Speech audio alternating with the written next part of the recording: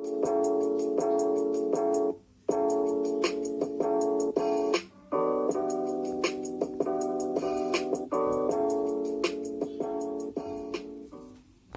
everyone, welcome.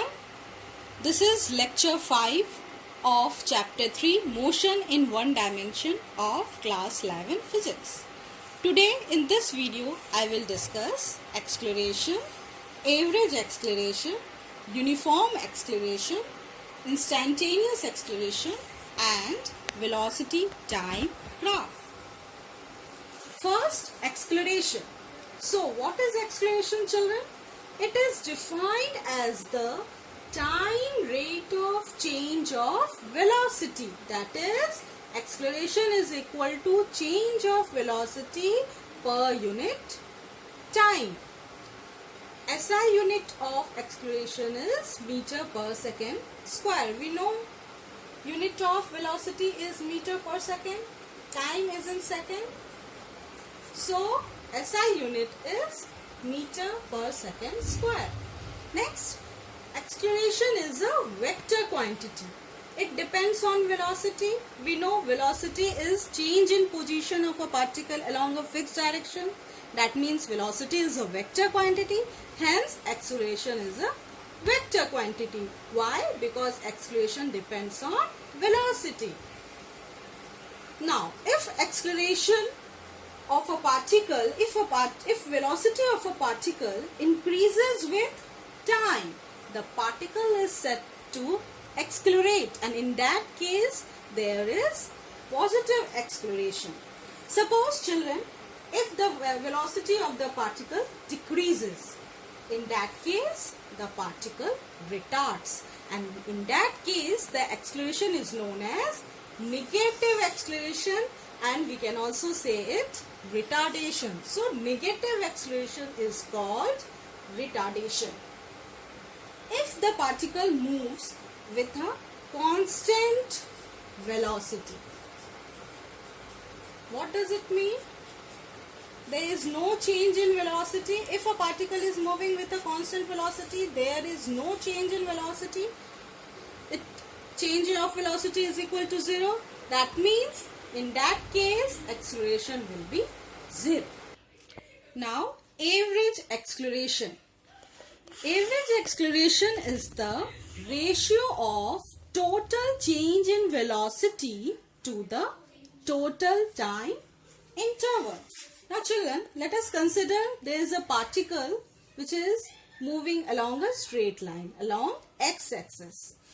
If suppose the particle is at point P and its velocity is v1 at time t1 and it moves to a point Q with a velocity v2 at time t2, then in that case change in velocity is equal to vector v2 minus vector v1, that is vector delta v, and change in time is equal to t2 minus t1, that is delta t.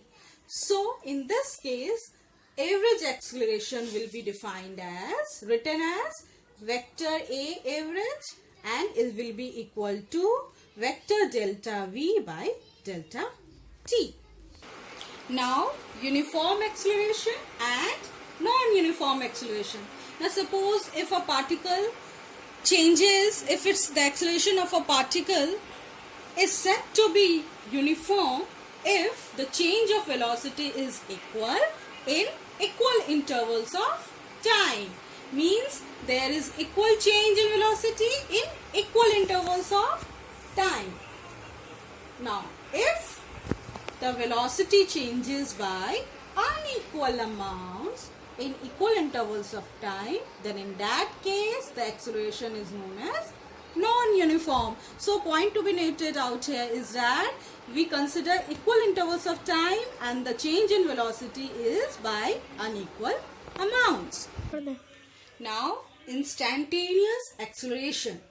The acceleration of a particle at any given time is called instantaneous acceleration. Now, suppose if there is a particle moving with variable acceleration, in that case A is equal to limit delta t tends to 0, vector delta v by delta t, that is equal to dv by dt, differential coefficient of velocity with respect to time. But we know velocity is equal to dx by dt, that is change in position with respect to time.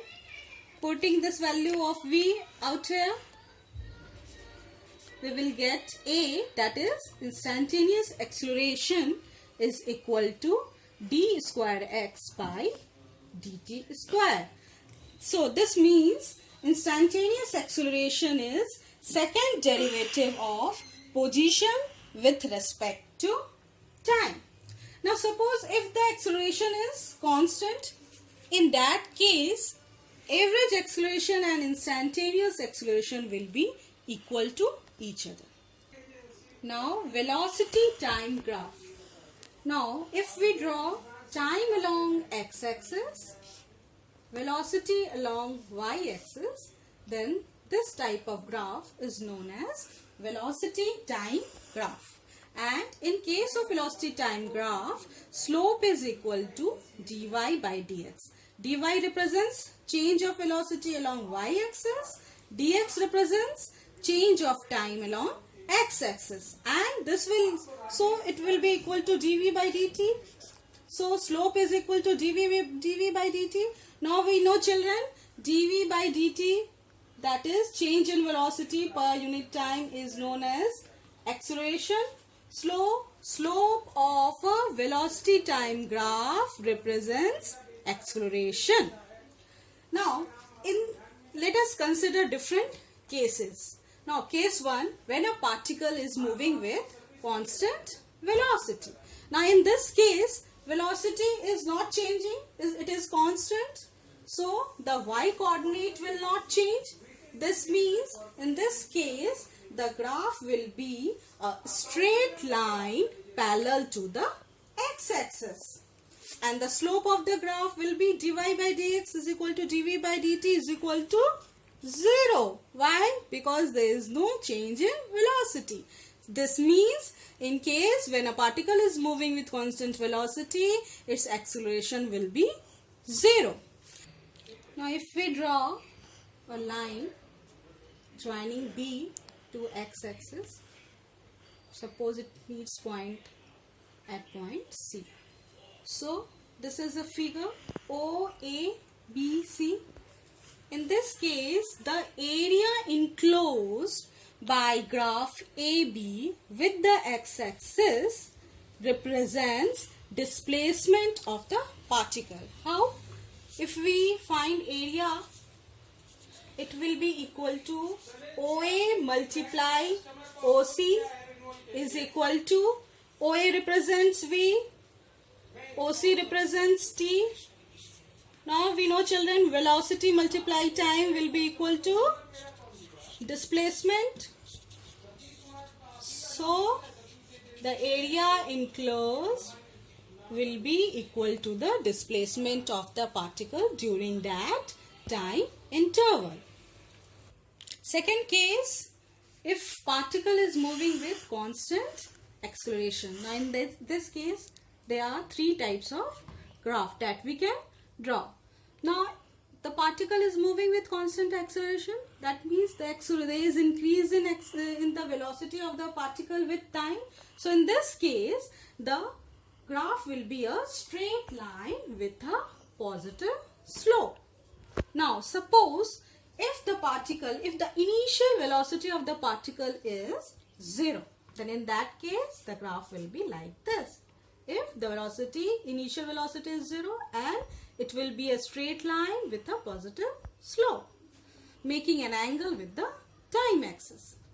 Suppose if the particle has some initial velocity, in that case the graph will be like this. Third case, suppose if the velocity of the particle is decreasing with time. In that case, the graph will be like this, and this will represent negative acceleration, which is known as retardation. In all these three cases, the area enclosed by the graph with the x-axis will give the displacement of the particle during that time interval. Now, third case, when a particle is moving with variable acceleration. Now, in this case, two types of graph. Case 1, if the particle is moving with increasing acceleration. Now, in this case, there is positive acceleration, and so the slope of the graph will be positive, variable, and will increase with time. Second case, now suppose if a particle is moving with decreasing acceleration, in that case, that is the particle is having retardation, in that case the slope of the graph will be negative, variable, and will decrease with time. In both the two cases, the area enclosed by the graph with the x-axis will represent the displacement of the particle. So children, hope concepts are clear. Thank you.